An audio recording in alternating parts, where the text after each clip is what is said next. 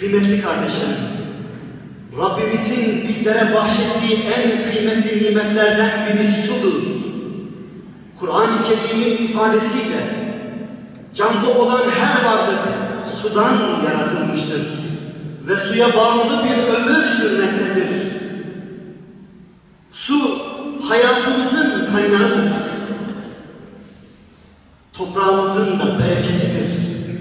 Bildiğimiz gibi son zamanların en kurak yılını yaşadığımız bu günlerde ülkemizde suya ve yağmura ihtiyaç duyulmaktadır. İlahi Alemin, her şey zaten malumdur. Zor günlerden geçiyoruz. Salgın ve afetlerle, susuzluk ve kuraklıkla imtihandayız. Gönüllerimizi ve ellerimizi sana açtık, yalvarıyoruz ya Rabbi. Duaların kabul edildiği icabet vaktinde huzurunda niyazdayız. Hamdimizi, şükrümüzü, duamızı sana arz ediyoruz. Kabul eyle Allah'ım. Ya Erhamer Rahimin, topraklarımızı rahmetinle gark eyle. Bol ve bereketli yağmurlar nasip eyle. Esirgeme bizden nimetini, gönder gökten rahmetini, lütfeyle inayetini ya Rabbi. Bize nimetini en güzel şekilde ikram eyle.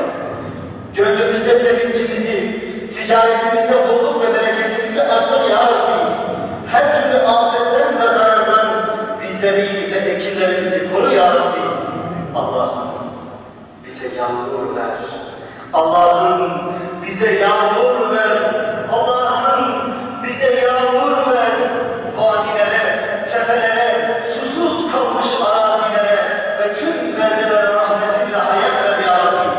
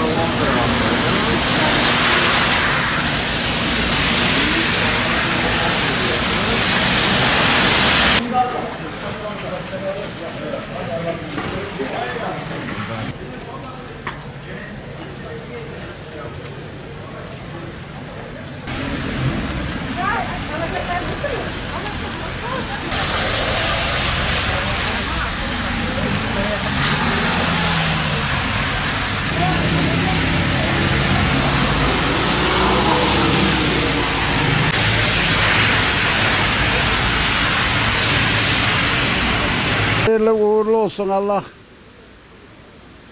Çok iyi oldu, çok iyi oldu. Yağar inşallah, daha da çok yağar.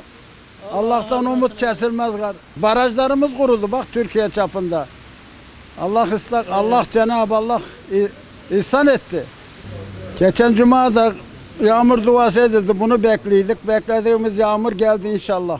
Çiftçilerimizin yüzü gülsün. Hepimiz çiftçiyik.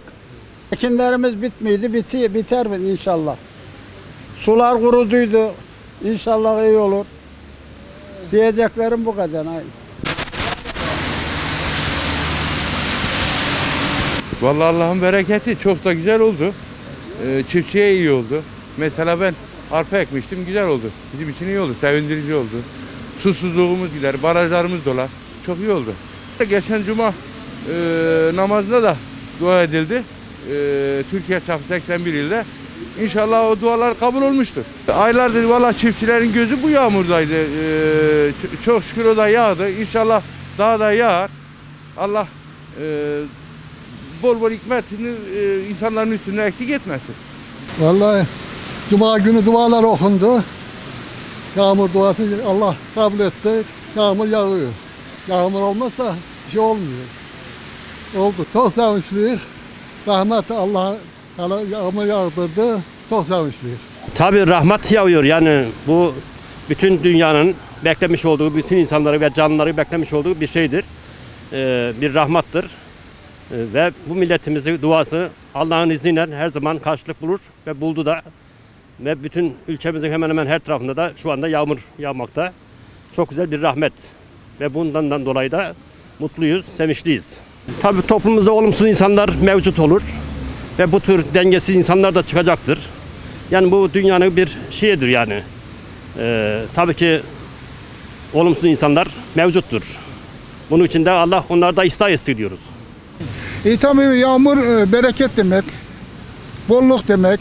Şu anda barajlarımız hakikaten kuruma noktasına gelmiş. Bazı haberlerde dinliyoruz. Ankara'da, İzmir'de, İstanbul'da, İzmir'de barajlar kuruma durumuna gelmiş. Bolluk bereketliktir. Tabii çiftçileri, her şeyi, bağ bahçelerini hepsi şu ana kadar memleketimiz 6-7 aydır ki bir kuraklık dönemi yaşandı. Allah'ın keremine şükür şu anda yağmur yağı bereket demektir. Bolluk demektir.